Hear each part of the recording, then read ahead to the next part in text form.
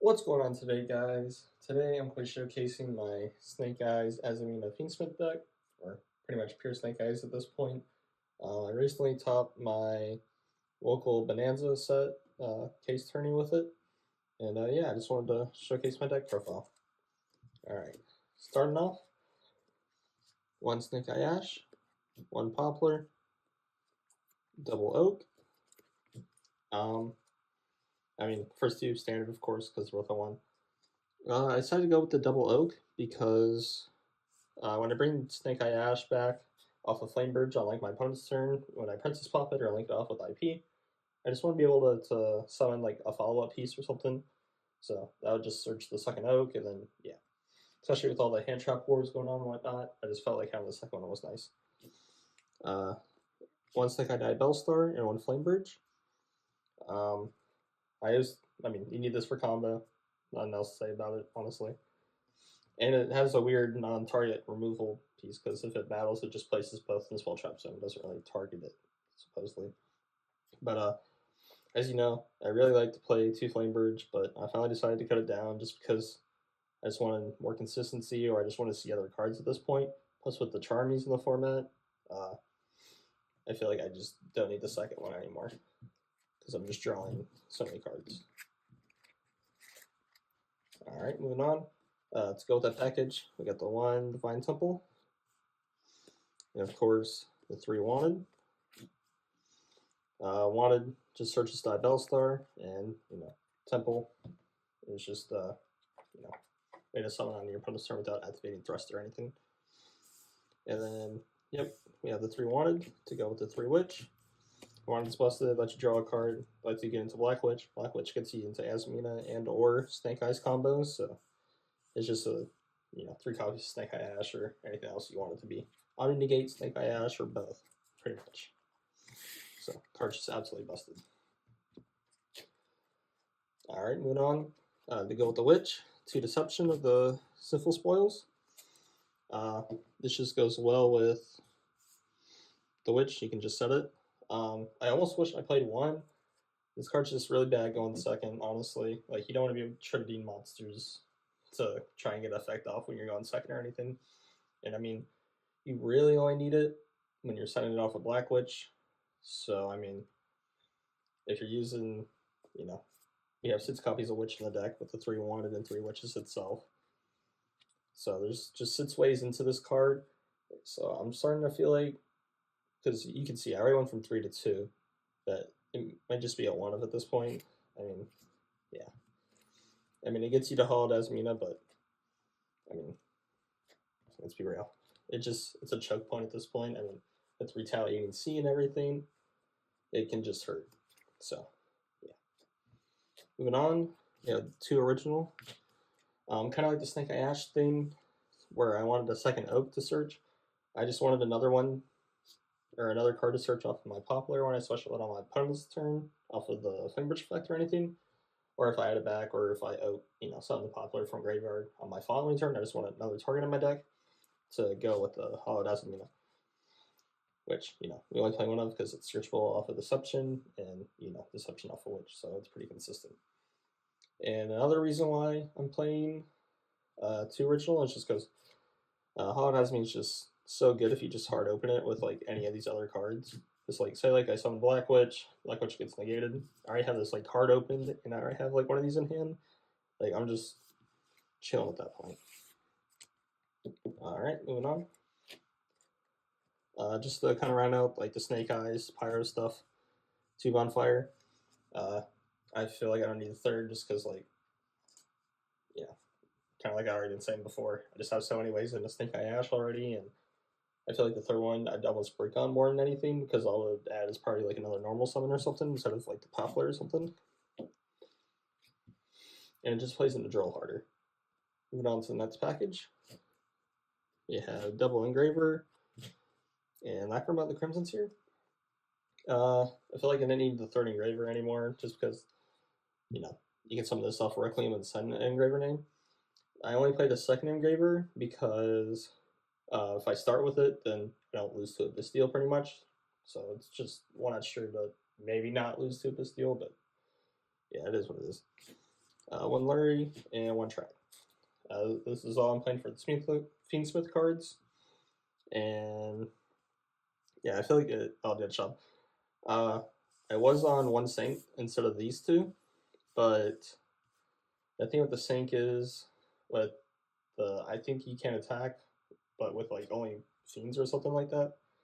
I just feel like since I'm playing the World C package and everything, it just stopped me from OTK my opponent a lot of the time. And half the time I would like search it off of Engraver, and I just wouldn't activate it just because I wanted to kill my opponent that turn. Versus if I start Engraver, Track, Lurie, like this is gonna start making your opponent start using the disruptions very early before you you ever normal summon Snake Ash or anything. So I just felt like this ended up being better than the Saint Goo. Plus, you can't control any other monsters, and well, I play Cashier Fenrir, so this kind of conflicts with Saint as well. It didn't really come up for me back when I was testing that, kind of thing, but in theory, I was like, eventually it will happen to me, so I just need to get Saint out the deck, and I just think that's why Track's better. As you do this and then Track, then you're going to be, forcing your opponent to make some tough decisions. I'm only playing 2 because, well, it's just nice to search one follow-up, and it's honestly just for hand trap wars, so like if I just get completely stopped, or if my only line is say like Fiendsmith and they ash my Requiem, then I can still special summon this or the second one or anything like that. And this actually did end up winning me a lot of games. Moving on to some non-engine. Triple Ash Blossom. Just the best most generic hand trap in the game. I know what to say about it. Effect Mailer. Playing it at 3 because it's not once per turn and it's just a monster negate, so it's really good.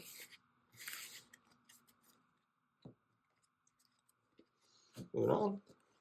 3 Imperm. Imperm's really good because, well, it doesn't have to make thrusts or talents or anything. It's not once per turn, and I mean, Imperm's just a busted card, let's be real. Next, 3 Drill Lockbird. This card's kind of conflicting because, as you're about to see, I do play triple Furors in the deck. Honestly, I feel like every time I had Furors, I saw a Drill Lockbird, and I usually just ended up drawing them just because I was scared of them getting too far in their combo. So I feel like this should be in the side deck. In worst case, just play a different 3 of hand trap, or just cut it from the deck completely and make your deck like 42. But yeah, I'm up to 45 just because I was showing so much engine, so I want to draw more non-engine. That's why I'm at the number I'm at. And to go with all this, I'm playing 1 Ogre and 1 Mourner. This is just the, drawn to some decent cards off of Furors that isn't once per turn, so,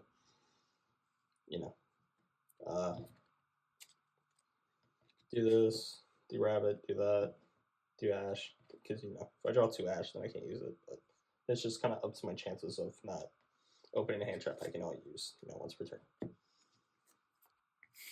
Alright, moving on. Last card to make 45, Angel Statue. Let's just go with the Rabbit combo. Honestly, at this point, I'd cut this for the side deck and just side deck the Rabbit in this combo. It can just be 1 more going first, because at this point, everyone's just playing so many hand traps, it's really hard to make your end board anyways. And, I mean, honestly, I'd probably cut the Furos for 3 Nib in the main deck, if anything. And I'd probably cut the Suction down to 1, and I feel like I can probably get the deck down to be 42 cards, maybe cut like one of the originals or something. But honestly, just having 2 originals that helped me out a lot. It's like I can't get like a free draw, but I still have an original in hand. Want to put back an original, and like it just throws your opponent off so much, and you're just getting so much advantage when you have those cards. Moving on to the extra deck. Azamina Sylvia and Risliago can get you into Snake Eye Engine, and this is the Omnigate. The secondary effects kind of good. I think this one adds a spell, and this one adds a trap. I don't play a trap to go with Sylvia at all, but I mean this adds, I think, just an original spell, or Syphil's Spoils, so that can end up being really good for you. Whether you have to like maybe crash it or destroyed it. Just any way how you can get the trigger. Moving on, link 1, we have Anima. Link 1 broke, and it just helps with Poplar and stuff. Link 2, Rabbit. Another link 2, IP, and link 2, Little Knight. Not much to say here. Anima, I mean, they could just steal a monster for free, which a lot of people, for some reason, still don't respect it, at least at like more of a local slash, local tournament event. Rabbit, I was finding it's a branded player, and it's actually able to summon statue in the end phase and pop his machine dupe or whatever that fusion trap part is. So that ended up being really good. So yeah. IP Masquerena, just free link summon into IP so he gets the extra banish. And then, the Knight's just broken. 2 more link 2s. Just 2 fire links to help you get out your princess if you need to. I do feel like you need both of these. Phoenix definitely comes up for some random matches where you can just maybe pop a back row early so that way like one of your other cards doesn't get impermed, or if it is a problematic card, like some trap or something, or like Labyrinth randomly comes up, or if there's a random deck lockdown or something like that. That's why I really like Nightmare Fiends being in the deck. And then Hida just can get you at your bodies and whatnot. Especially if they ash you or something. Moving on, Promethean, Raging Phoenix, and Zealantis. This is for the OTK combo to go with Princess. And well, Princess is a combo piece, and of course, I mean, we all know what Princess does at this point. And then going on for the Link, the Fiend cards, the Link 2, the Link 1, the other Link 2, and Ezreal. Just your Fiend Link package here to get you into the Omni Negate. Generic, each step along the way. I'll just say there, pretty generic. Moving on to my side deck. Starting off with the edge deck monsters I actually play. Gave and Dark. This is to link off, to trade out the Still Hit Rabbit for. This is just so if you're going second, you can use this, try and take their Omni Negate, which can force something. And honestly, I wish I played like 1 DD Crow to search off of this. That way when I summon it and it gets popped probably by like Princess or something, I can just grab a DD Crow from deck just as an extra interruption. Or like way to cut off their follow-up or something like that. Galley Dragon, just because we all have that one slow person at locals. Moving on, I am playing Triple Book of Moon. This was kind of my goo for the event. I never drew it, unfortunately. But in theory, it was for Retaliating Sea. It was either this or Chalice. Just as a way to shut off Retaliating Sea so I can just keep playing the game pretty much.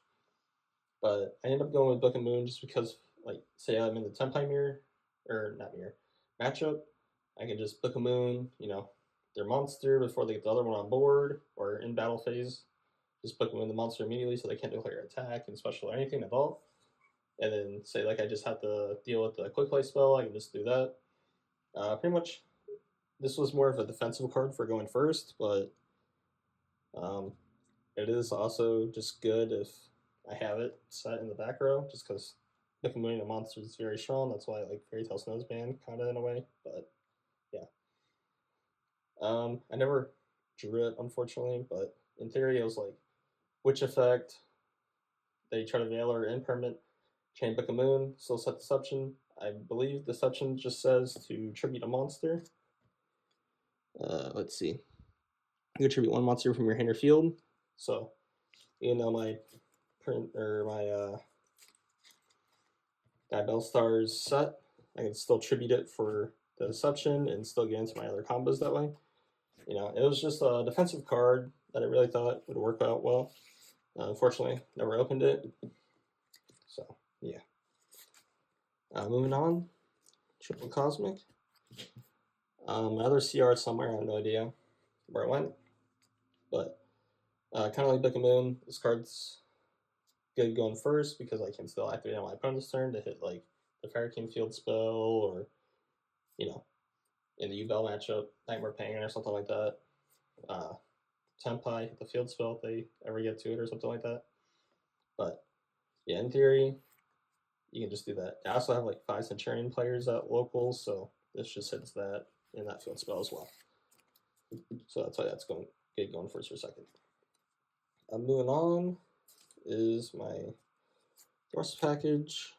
Honestly, I wish I just played 3D Barrier at this point, because every time I open Thrust, my opponent never hand trapped me, and it just made me sad. Which, I mean, I still full comboed, but I just never got Thrust to be able to set anything.